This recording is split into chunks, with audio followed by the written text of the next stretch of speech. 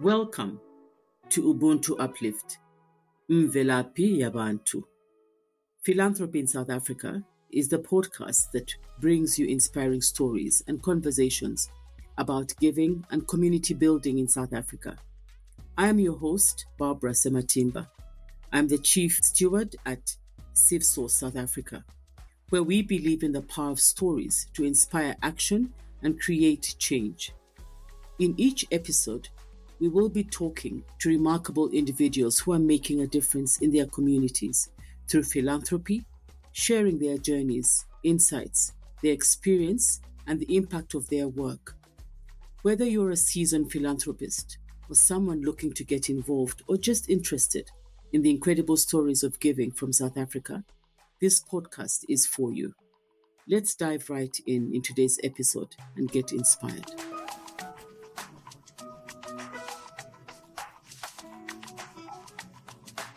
This afternoon, we are privileged to have two stalwarts in the philanthropy world in South Africa. Dr. Sibongile Mkhabela, you're welcome. Thank you. Thanks for having me. And Miss Ashleigh Fynn-Munda, you are most welcome. Thank you so much. Why have we chosen these beautiful human beings? And by the end of this podcast, you will agree with me. Not only are they stalwarts, not only are they beautiful, but they are the reason why a lot of us believe in the work that we do. We would like to share and have a peep into their hearts, what informs the work they do. Ashleigh Fynn-Munda leads the Oppenheimer Philanthropies. Dr. Sibongile Mkhabela is CEO of Baloworld Foundation. We would like to call this our intergenerational conversation. The discussion that we'll be engaged with this afternoon is to look into the bridge that our work can create in the intergenerational gap. We find that there is a divide. Where do young people come in? How do we draw them in? When we look at philanthropy in this day and age, we're at the place where we would like to stop, pause to reflect. How did we get here? Where are we coming from as South Africa? Where are we at? So we would like to reflect, we would like to affirm what has been achieved. We would like to listen in on what has been learned. The hard, with the hard knocks, and the fun times. We would like to hear how you're channeling philanthropy in this day and age. We would like to hear the work that you do. What does the community work look like today? What did it look like before? What brought you into this journey? With that, I will hand over to our podcasters. Thank you. You're welcome. We can start off with how did you get into philanthropy? What is your journey so far? Philanthropy carries a lot of societal values. And, if you don't put the word philanthropy and just say when people are helping people, helping people, just being human. Yeah. But as the world got to get into people who are rich getting really rich, and those who are poor getting really poor, it created people who wanted to be seen as do-gooders. True. Whereas if you look at the origins, people gave to people and often did that anonymously. But as time went on, it became, you've got to sing your praises. How many times do we as NGOs go into a place and the donor says, well, what have you done? And when we say we didn't do anything, we just were there, present, facilitating. So I think we need to go back to the values that drive philanthropy before we get ourselves. And I'm afraid before I start teaching kids things that I myself, I'm going to say, I have no idea what I'm talking about. I think that's the first thing I said. I said, I don't know what philanthropy is because of what it carries with it. And we can't dismiss that time when money became the driver. Yeah. And we can't say that's not the philanthropy we're talking about. We've got to be clear what we're talking about, otherwise we'll be confused. But I'd love to hear your perspectives. Sure.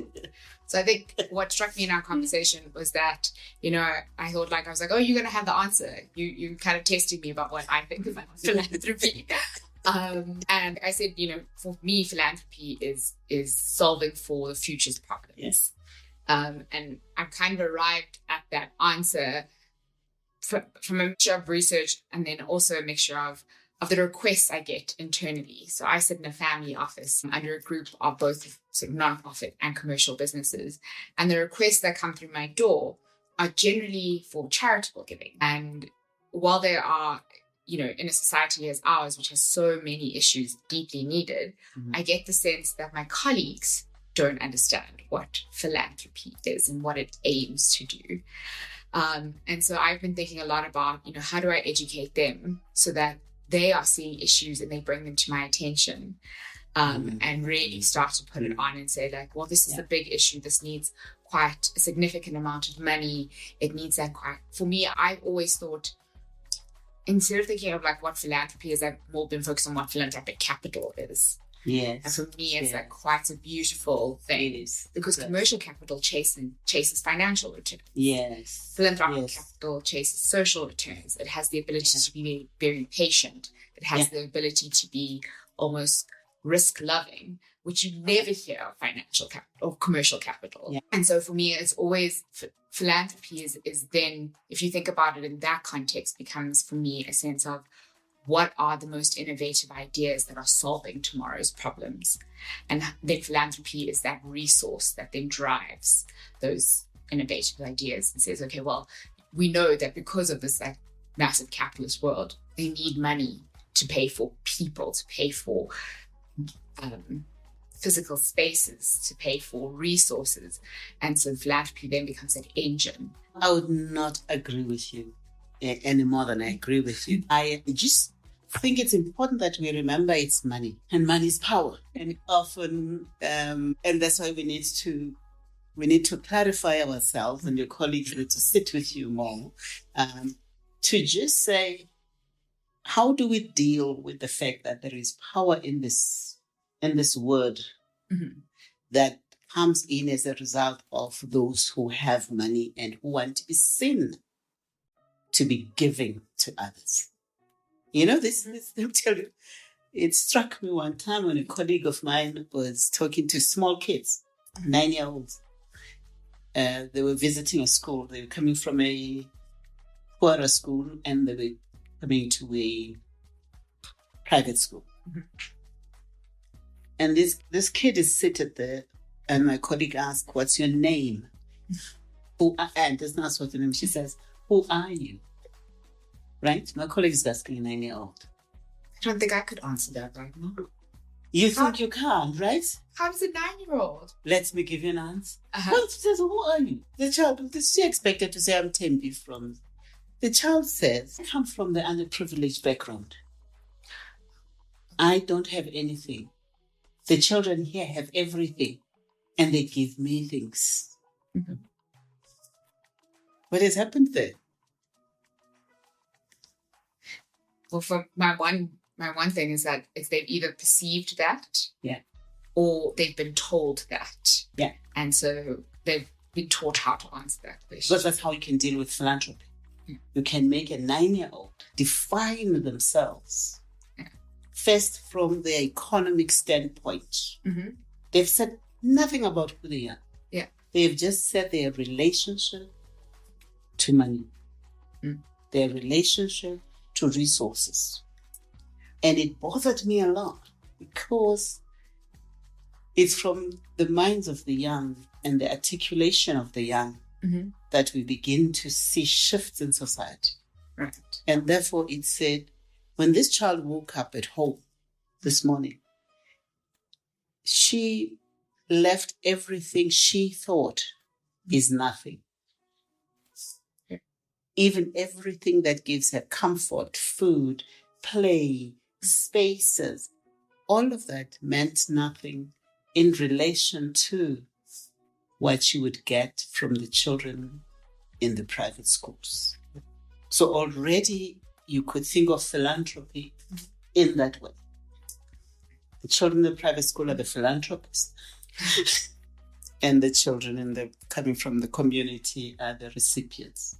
So it's a term that needs not only the terminology of philanthropy, but the practice needs continuous introspection and investigation by those of us who work in it. You know what I mean? So continuously, when someone says to me, that's how a 9-year-old articulates themselves, I'm like, ooh, there's something we're not doing right. It's very true. There's something we're not doing right.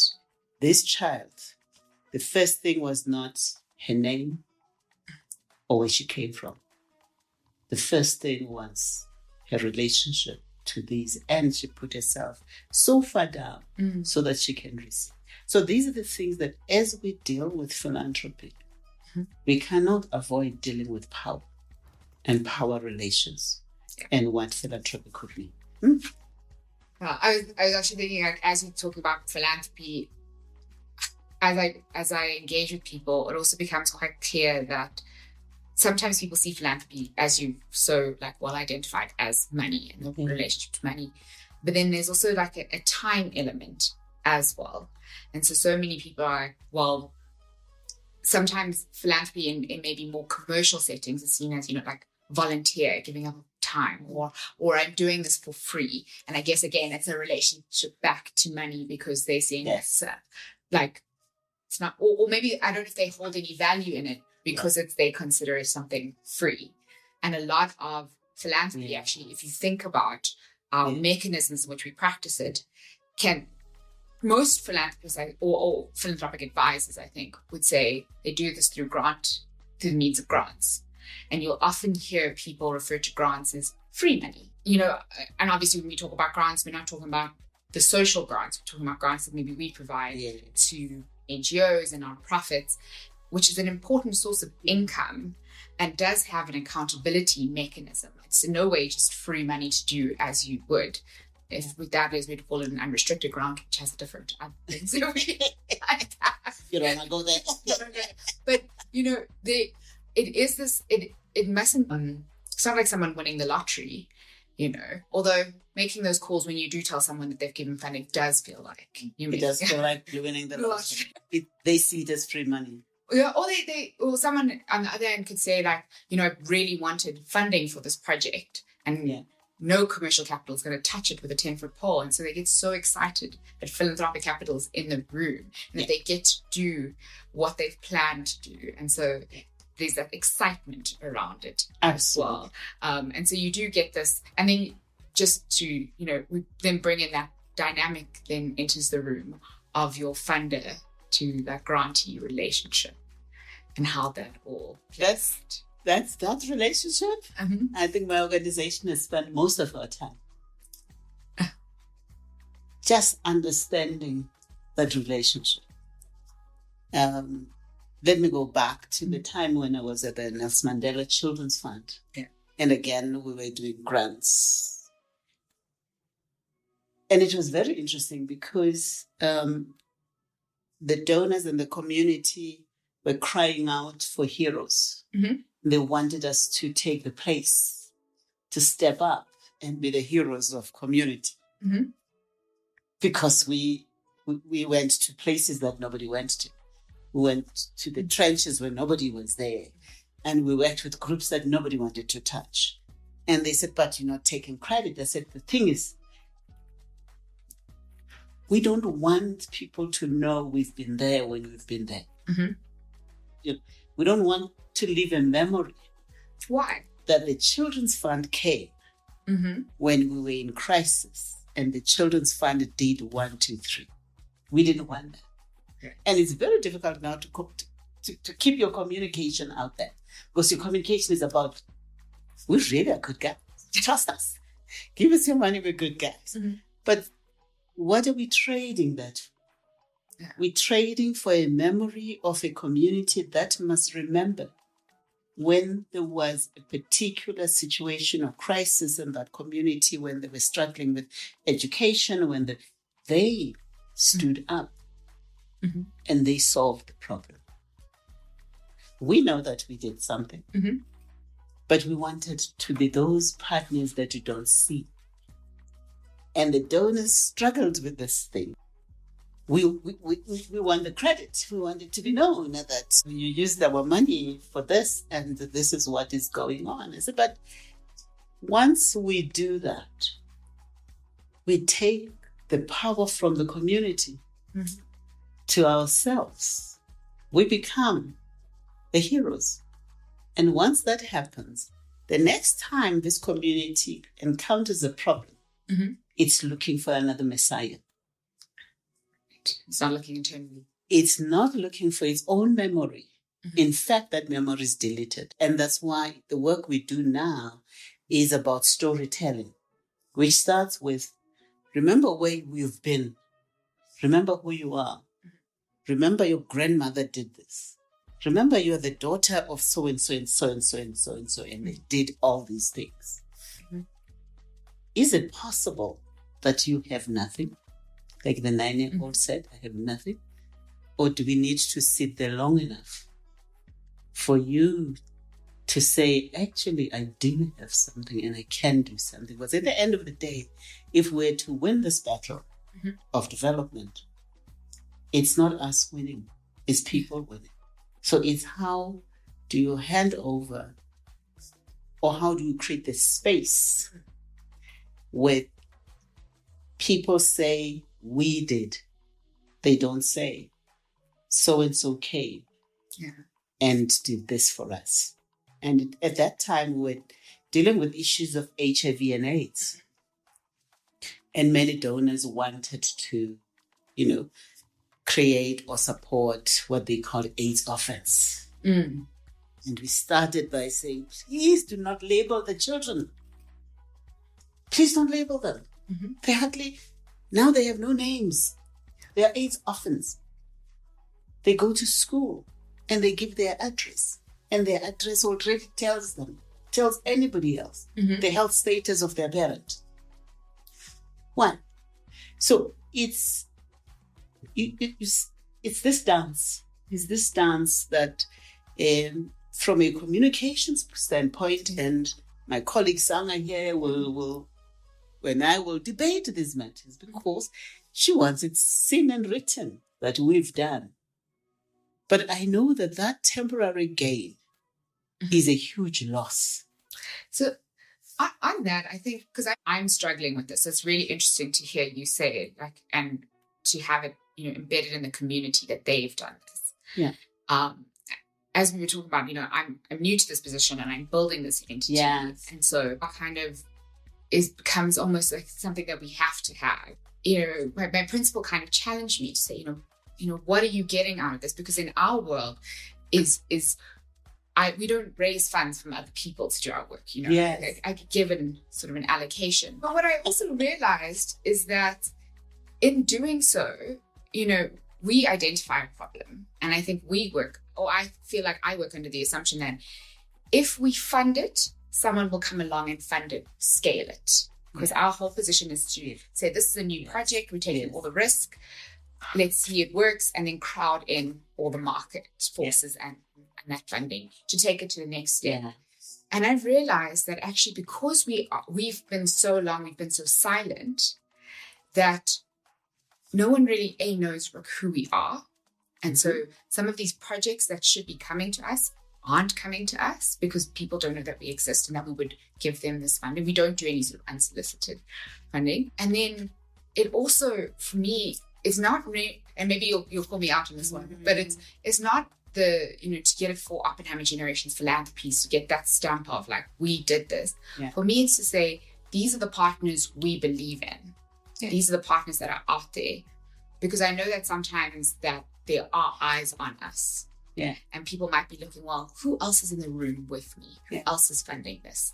And so it gives those organizations that credibility behind that their idea is something worth additional funding. And so for me, I'm trying to use the PR or as a way of say, we found this, we've learned this, we were successful here. Please come along on the journey with us and crowd in additional funding. Because I think so many times I've seen, we leave it up to these teams, and in some cases they're brilliant at fundraising, and in other cases it just falls. Like they don't have those networks that we do, and maybe we haven't embedded them in the networks, or maybe and I want it for really good ideas. I want people to get as much funding as possible, so that it's not just me. I'm not looked at as a hero. I'm looked at as someone who started this, left it to the market, or left it to the philanthropic market, and now all the other capital has crowded in and carried it on into its success. You're right. I just want to pause and interesting. It's interesting to think, actually, that it will be organically, it will automatically, like yeast in dough, move on, and that would be our perfect world. But that it would be. But this is good because we know what the thing is. This world today makes us lazy. Instead of saying there's a problem and we need to sit longer in this conversation, we want to say the PR works and this is how it works. And I don't have a strong feeling of resolving the conflict. I just want to sit with it. Because I think going deep into the conflict, new answers will come. And that's where probably young people would come in, because they would look at the same picture very differently from us. I just don't think right now we have the license to be lazy, because really we're in a world that's been defined mainly by relationships to money. And therefore we need to look hard at what are the unintended consequences that money brings into this space. And I'm saying I'm old enough to sit with tension and not be too worried about resolving it. It might not even be to resolve it. It would be might be a 5-year-old who says something that makes sense. But clearly in the room, when you look at this PR and the importance of PR, the role that PR, it's a nice, easy bridge to those meet with these people who have been working with, meet with these people who have money, and PR is the bridge. And you say, are we having our bridge is right? Is there a way that as we bridge, we don't in any way take away from the people here their sense of self and dignity and ownership of the problem? And these who give money, or give in many other ways, can they also appreciate when they walk into the room, what they walk in with, and manage that and reduce that? So come back to Bala World Empowerment Foundation. Here we had a new opportunity. We could have done business as usual. This is why you do development. Many of us can write it in our sleep. This is how you design a program. This is the impact. It's all done.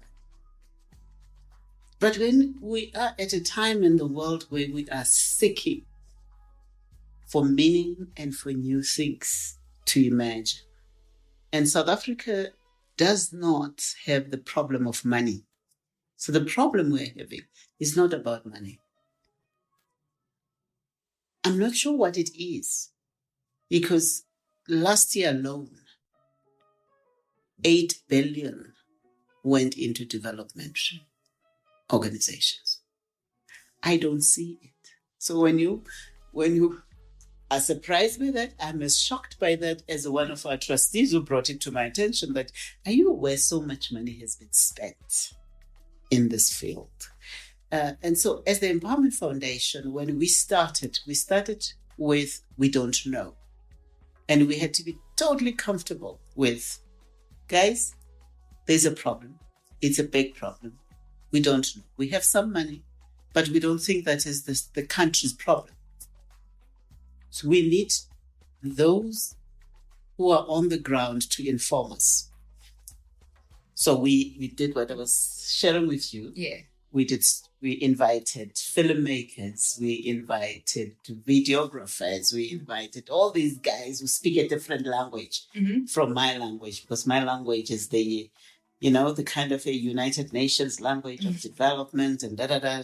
Oh, gee, we've all memorized it so well. But we needed the language to be different. So we asked the media companies and groups to walk into communities that we don't identify and hand over the mic to those communities so that they can tell their story and where they are in the story and why they're stuck in the story, if they are stuck, and what would unstuck in the story. And all of that would help us then say, these are the areas where people are feeling stuck. We therefore are going to focus on those areas. You know? So that's before we did our strategy plan. We haven't sat as a board to do the strategy. We had all this information come back. Yeah. And then we strategize from that. But as we are strategizing, we're saying, because we don't know, we will never know. No, for sure. And therefore, the people that we identify on the ground are our partners in understanding the issues here. They are at a different point of the intervention. We're at the point of intervention where we can invest in their program.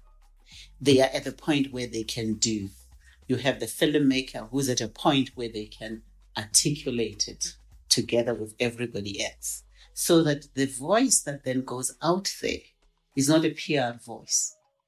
It's a voice of all of us. Also, it says, how do we position ourselves? We position ourselves. I'm an activist and I'll probably die an activist. I'm just an activist. So we position ourselves as interested parties who are involved. You know, sometimes, and this was important for us to have a discussion about philanthropy, because often philanthropy sits outside of the problem. And we're saying, actually, these are us. These are our communities. So when, as Bala World Empowerment Foundation, we then look at the information that comes through all these channels, the capacity building people, because you identify the programs and you realize, oops, they have no capacity. So find the right people and capacity, the people on the ground, the people who are filmmakers. All of us make a family. If you take out any aspect of this, we lose the story of the community of Rustenburg or wherever we are. We lose that story if you remove any one of us. We can't tell the story by ourselves. They can't tell the story by themselves. None of us. It's when we come together as a partnership that we can tell the story. Give you an example. We just did a fantastic video done again by our partners who are we are young people on the ground. And it shocked them when they went into their own communities and they realized what was going on and what they can do in solving some of the problems that they had. Well, how did we enabled it purely by saying, we are prepared to go with you. That's where you think you should go. We will go with you from a funding perspective. You will tell the story. You will have other people to peer review your story. We will use your story. We won't use it without your voice. So when that story comes out, it's not a Bala World Empowerment story. It's facilitated by us, but it's their story. So yeah, that's how we started. We faced the usual problems of having to look at issues of education, issues of environment, women, young people, and so on. But we do it all holistically. I really like that because, you know, when I took over and I thought, you know, how do I develop the strategy or how do I know where to go? Because, you know, strategy is a map that tells you this is where you're going to go. And I thought, I'm going to have to hire a consultant and they're going to have to map everything out. And because that's what I do. Yes. I worked as a consultant. We come in, we map and say, like, these are the core areas, issues, and this is where you should fund. And you sound like you started off with a little bit of a more of a blank slate, and you kind of could use this like a really creative and innovative way to guide you where you should go. I inherited my portfolio. And so a lot of the projects were either had almost like starting or in the middle, and a lot of them were legacy projects. And so the first thing that was kind of done was how do we move out everything that doesn't really align well to the philanthropic portfolio. So we had that sort of big push of all these legacy projects like out. And now I was like, we're left with this funding, not a lot of projects, and what do we do? And from our discussion, I realized I want resolution. I want to know the answer. I don't want to sit with that tension. I feel so uncomfortable for me. But in the end, I think someone said to me, like this wonderful woman, Tracy Webster, said, you know, if we look at the history of the family and how their philanthropy has developed alongside, wherever they've done business, they've gone on to support the communities. And I then sort of stopped and I thought, well, that's a really beautiful story in and of itself, because they know that the communities that are coming up need to have people who are creating the new ideas, the people who are going to work in these businesses. They need the infrastructure around them. And so based on that, I then decided that the vision for the philanthropy would then be to improve people's lives in the spaces they live in. So it is one of 5 philanthropies, and there's so many other business and conservation and education. And for me, I was like, how do I carve out a niche for myself? And when I looked at our existing portfolio and what it did, it was about people, particularly young people, because that's one of the core issues that we have. And then what are the spaces they occupy? And, you know, if you go into a community, that community shouldn't think that it's better outside of the community. Some people will naturally migrate, that always happens. Yes. But there should also be a sense of how do we build this space and acknowledge that in that space is there's people, there's friendships, there's family members, there's community relationships, and all of that becomes so incredibly important to the space. And if you take the people out of it, you kind of lose that. Yeah. And so how do we bring these opportunities closer? And I think that has then to inform my work in terms of how do we bring young people into the space? How do we say to them, you know, what are the opportunities around you? And then again, once we've identified those opportunities, but what do you need in order to make those opportunities a reality? So I think sort of 2 things really come to mind. The first is kind of our income generating opportunities for young people. And so one, it required a shift from saying employment opportunities, because we just realized that there were never going to be enough formal opportunities to absorb all this labor that was in the market. And so how do we get people to get an income? And then once they have an income, they can then actively decide what to do with that income. And so through our partnership with Harambee, the Harambee Youth Employment Accelerator, we created a channel called Make Your Own Money. Well, we help support a channel. And that really says to people, well, what are these almost business in a box style solutions? Because, and I'm going to deviate here a little bit, one of my biggest gripes about development and people is like entrepreneurship is seen as the silver bullet. Yes.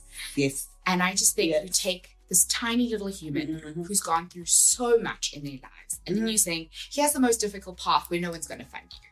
This is the solution. Start a business. And then, but it's too risky. No one's going to fund in that space. It's never big enough to attract the ticket size they need. And I just, it makes me a little bit mad. But, you know, but there are those young people with entrepreneurial intent and thinking. And if you can remove some of those barriers, you say to them, here is a solution. Why don't you become a merchant of this e-commerce business, and you're selling clothes, or you're selling, insurance or you're selling, airtime. The wonderful stories that come out from those people about how candidates we know of said, I'm going to wait till all the shops close because where you're going to buy airtime and electricity at 10 p.m. at night if not through me. And that was an insight that no one really had gotten. Yeah. And so that for me then becomes like these incredible opportunities that you can give people to kind of supplement their income. And what I've learned is that people actually, we like to say, oh, young people are unemployed and our employment rate is so high. I think that might be the wrong term. I think they're underemployed. I think they all have these like really wonderful skills and insights. We just aren't harnessing them. And they're making like really small amounts of money off of those. So I think that's our one thing on how we are looking at the youth and trying to understand what drives them and how we support them. And then our next thing is on looking at that urban space and particularly on the urban periphery. Yeah. If you drive through, you'll know that this backyard accommodation is a massive thing. It's in demand. People are moving closer to urban centers and there's just not enough housing for them. Yeah. And so backyard accommodation became this thing that almost became this invisible secondary market in the space. And so our one partner came to us and said, we would like to try and kind of formalize it and do it according to town and zone planning. And they've gone out and said, they had this crazy idea and they started building these backyard accommodations with architects and town planners. Yeah, like where you would get like maybe 3 backyard because it's quite flat, you can now get 6 because you can go up and there's a really stable structures. And so people we're now finding are supplementing their retirement income through this rental income, or they're creating like young people are basically saying, I've grown up in a low income area. I've now moved up, but my family, my cousins, my friends are all there and they still need a place to live. Let me buy land and let me develop that land and let me provide this housing. And so you're getting these like micro entrepreneurs who are starting to create this generational wealth. Because often these projects, you kind of take out a loan and pay it off in 10 years through the rental income. And then you've got the asset and that asset is yours to maintain. And it's starting to, when we went out the other day to look at one of these sites, we saw that it was one of the ones that we provided funding for or supported had gone up, but around it was another 3 or 4 that we'd never provided funding for. And people are starting to see like this is the way of changing the space. And then we know that the salon or the little shop down the road has so many more like feet walking by demanding its services. And so we can start to see the changes of this urban landscape through sort of one end. So young people are definitely in this space. And for us, what we do is, we were talking earlier about grants and people thinking it's free money. And so what happened is a commercial company came to us and said, we would like to do property development, which is infrastructure is quite expensive. We said to them, well, here's a grant. Go improve the model using this grant. And off the back of that, what they did is they got some other funding, I think from some public sector funding, and used our funding, and they sort of blended it. And they then went out to prove the model. And off the back of that, the banks have come in and said, we can see that this demand is really here. These micro developers, these young people are taking and doing maybe one project and then paying that off really quickly and doing 2. And it's often it's young people who can't access finance to build these developments from a regular interest rates being too high. So you have buffered that. So with this blended finance, we help reduce, and that's where I was saying philanthropic capital, can play this important part. We can sit as a patient partner and help reduce those interest rates and make something that was previously non-viable, completely viable. Completely. And say to the market, well, this thing was invisible. It was always there. We just never had the right structures. And so now we have a structure. How do we elevate and continue to help people what we've done? Thank you. Absolutely amazing. I'm loving it. So for us, it's all about kind of this golden thread of how do we give people access to their assets. Yes. And then again, because once you have that money, you can decide, do I put a new roof on my house and prevent leaking and stop me from getting sick in winters? Or now I have access to my house. I can remortgage it and send my kids to school, or I can remortgage it and open a business. What are my options available to me? Wow, that's amazing. Thanks for sharing. It's a beautiful blend. The foundation, family trust work, and in terms of this whole philanthropic models that you are both working in. I would love for us to speak about you recognizing how the work that you do now has been informed, inspired from who you are. So we want to hear how this journey started. We're reflecting. Let's hear his journey. She has a very interesting journey. I guess, so my journey really started, as I was saying, I really wanted to be a TV presenter. And then I remember hearing an interview and the TV presenter didn't know what they were talking about. And I thought, this can't be my life. I'm not doing this. And so I studied politics, philosophy, and economics, or some of the guidance of my dad. And I thought a general degree would give me options. And afterwards, she was going to be like, I don't want to say a philosopher, that sounds hectic, but a bioethicist. I really was focused on being, in terms of like, what are the decisions between right and wrong, particularly in medicine. Yeah. And kind of in the 11th note, I loved it so much about how it articulated the world. So I did my honors, and then I had my masters, and then I was kind of stuck. I was like, I don't really know where to go with this. And I got given a bursary by an economic consulting firm. And so I went and I joined them, and they did monitoring and evaluation of development projects. And so I sat for a lot of these development projects. And my core frustration was that I'd make all these recommendations on how to make these projects better, and I could never ever see if they were ever adopted or if they worked. And so my dream job would be to sit throughout the life cycle of a project. Yes. And so I got given the opportunity to become the junior in the Oppenheimer environment. And I told them, I said, I really want to see from start to finish how this works. And so I went in and kind of thought that, quite naively, that granting money to projects with good ideas would be easy. Mm-hmm. And I learned it is not. It is very hard finding those ideas, finding the right people. But then we sort of sat for 4 years, and we've said that, well, this is my sort of going into 5th year now, I guess. Whoa. How does who I am kind of translate into the work that I do? Yes.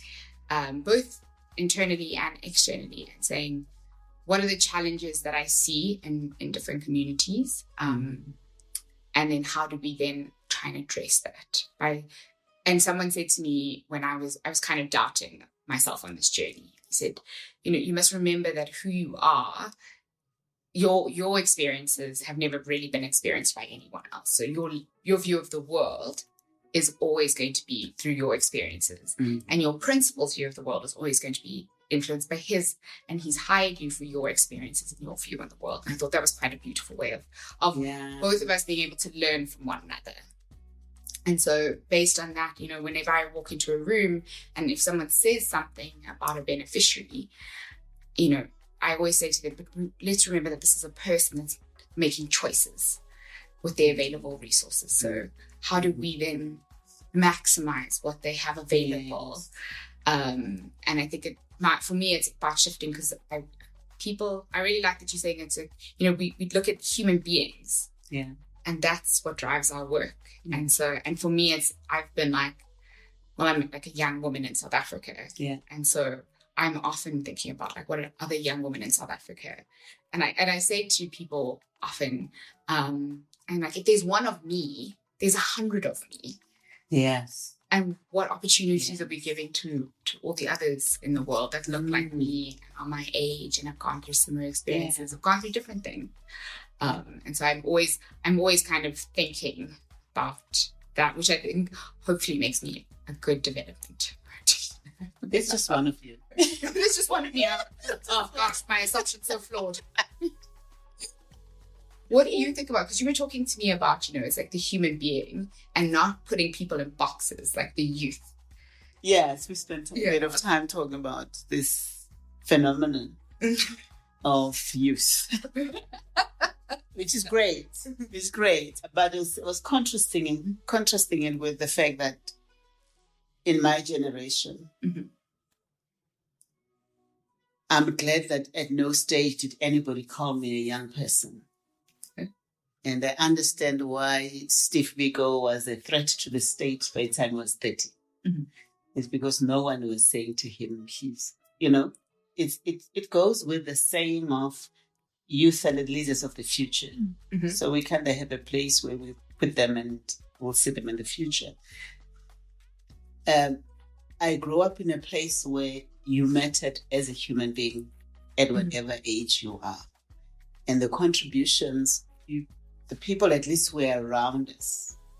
And at that time, we grew up in time of social movements. Mm-hmm. And the social movement was about how you see yourself as part of the Black community.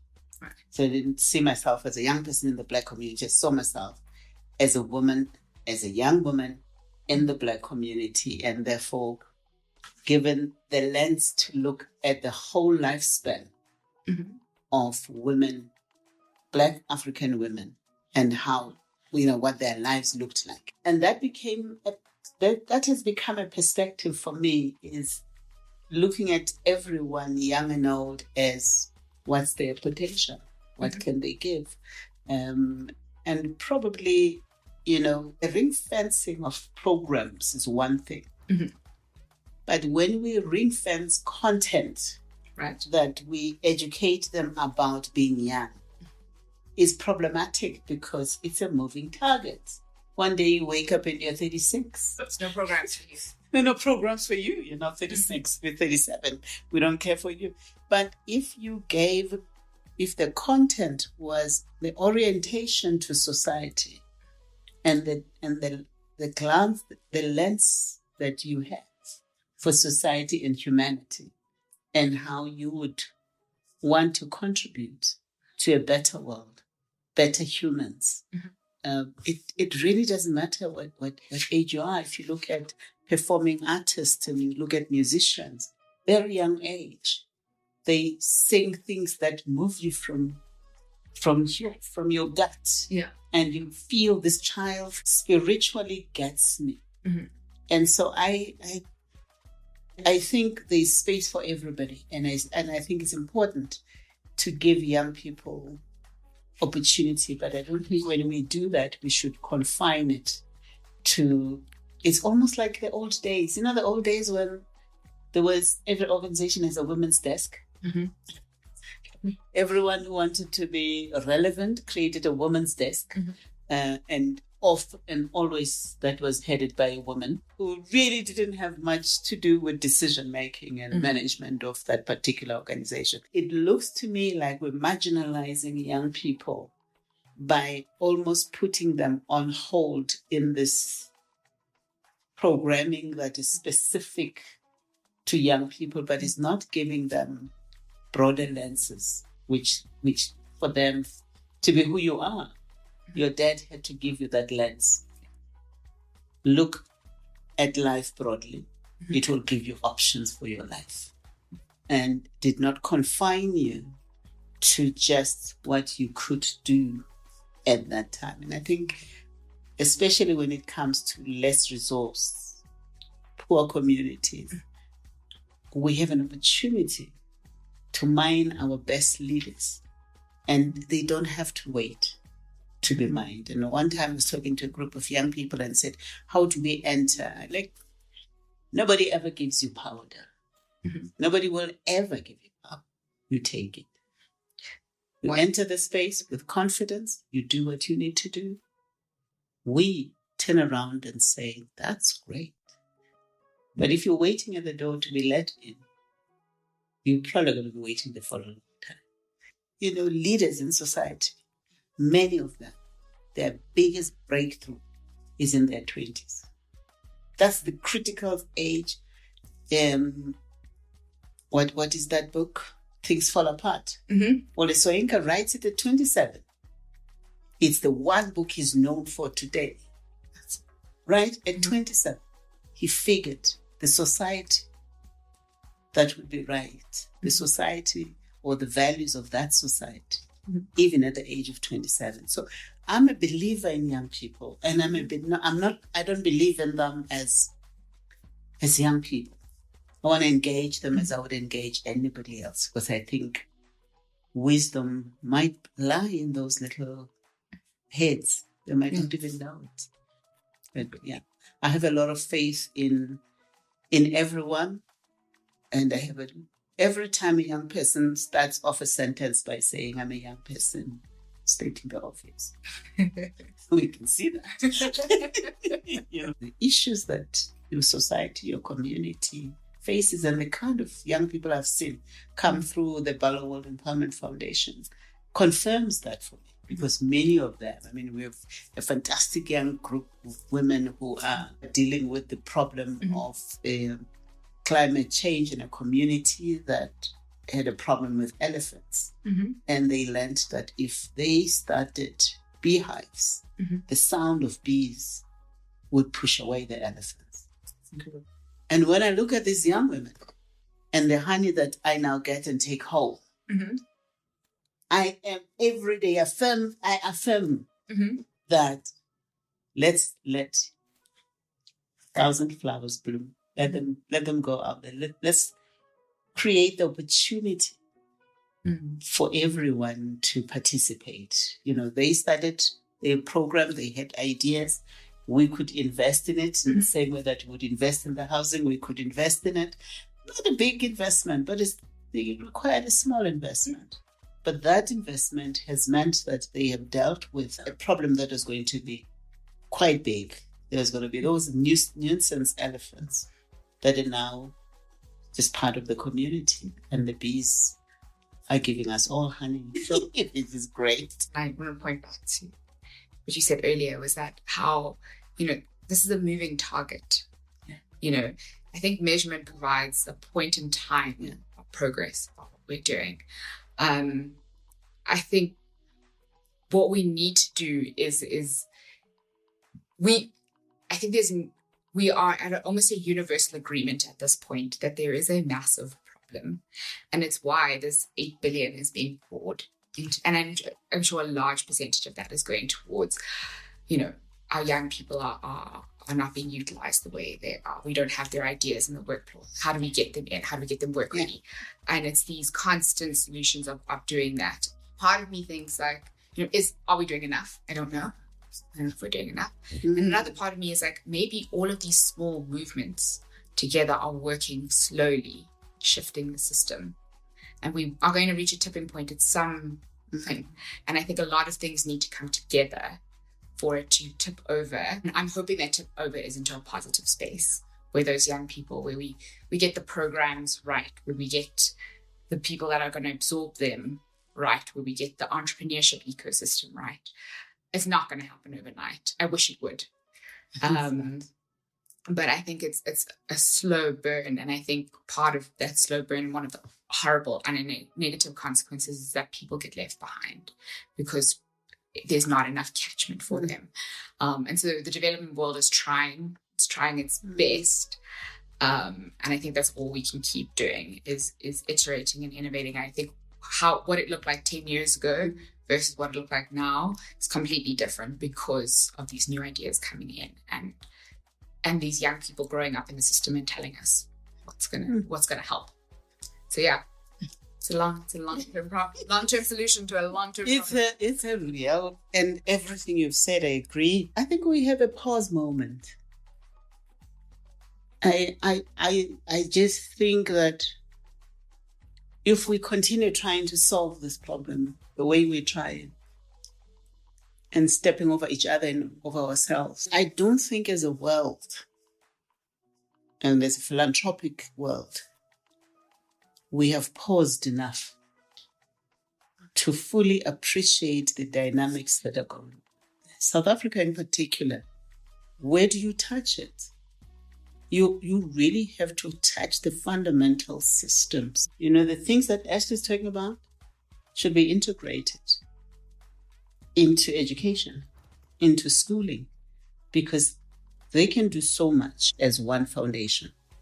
But if the principles that she's talking about are integrated into policy, into practice in terms of schooling, in terms of delivery, we have a big number of young people unemployed, and let me not say just young people, because then I'm leaving out that 36-year-old who actually is sitting with very young children. She needs it more than any one of us. She probably had her youngest child is at primary school. She can't afford to keep them in school. So if we look at where are the families here, even if I just stretch it from 35 and I put it at 45, so that I can just bring in everybody in who's struggling, it really says to me, on that end, the higher end, we need the innovations that Ashleigh just shared. We need them urgently.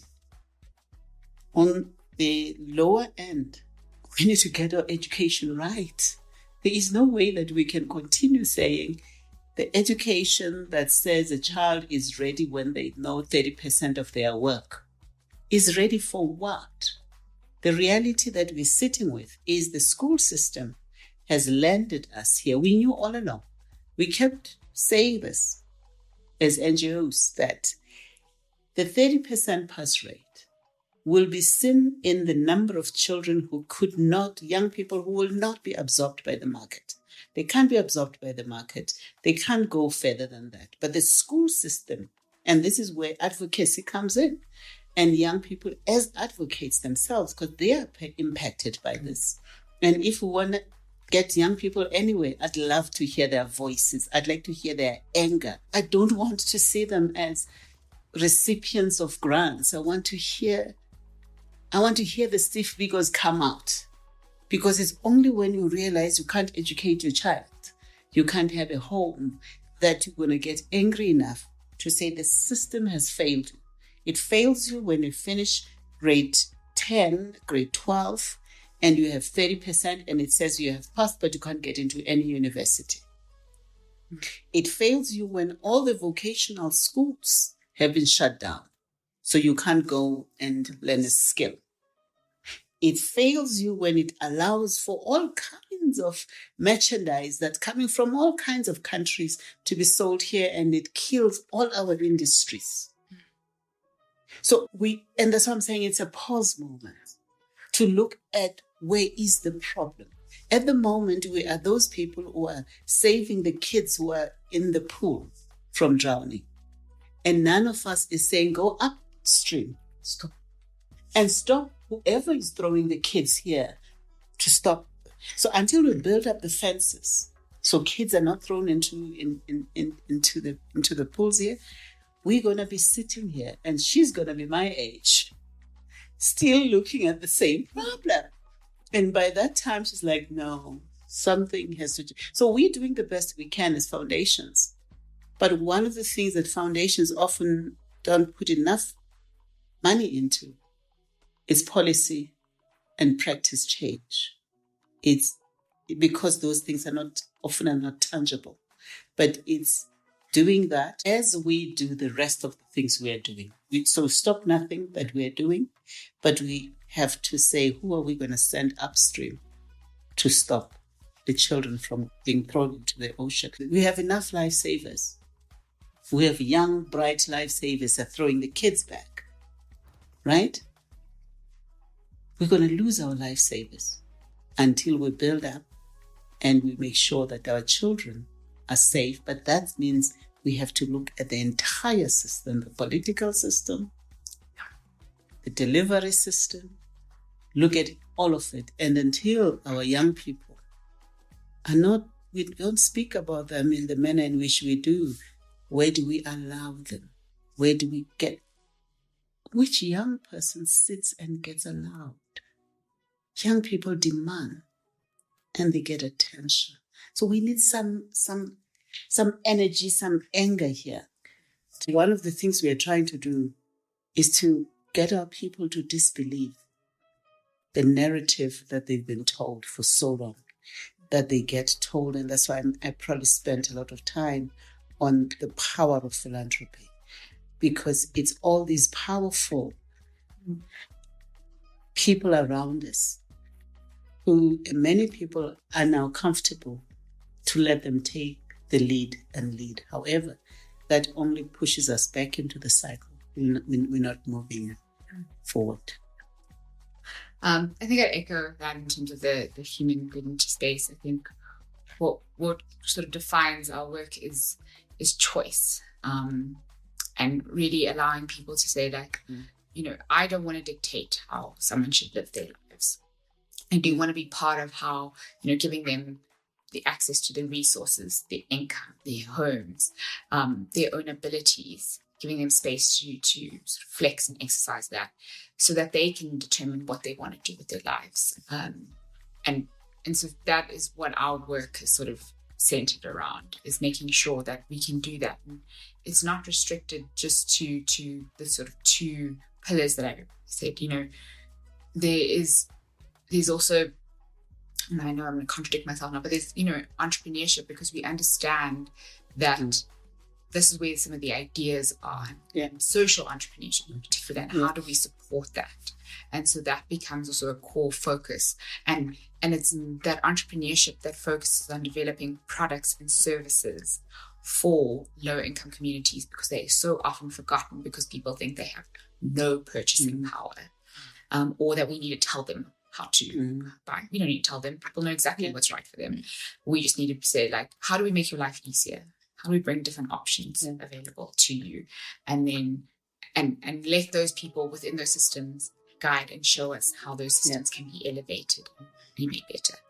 Thank you. Thank you for the opportunity to just sit with Ashleigh. I've enjoyed just sitting with you and chatting with you. We should do this more often. And that's it for today's episode of UBUNTU Uplift, Imvelaphi Yabantu, Philanthropy in South Africa. We thank you for joining us and hope you found it inspirational and valuable as we had our conversation. If you enjoyed this episode, please subscribe to our podcast and leave us a review. Your feedback will help us reach more listeners as we continue to share these important stories. Don't forget to follow us on our social media platforms for more resources and information about how you can get involved in philanthropy. And thank you for joining us. Until next time, keep spreading the spirit of Ubuntu and making a difference in your community.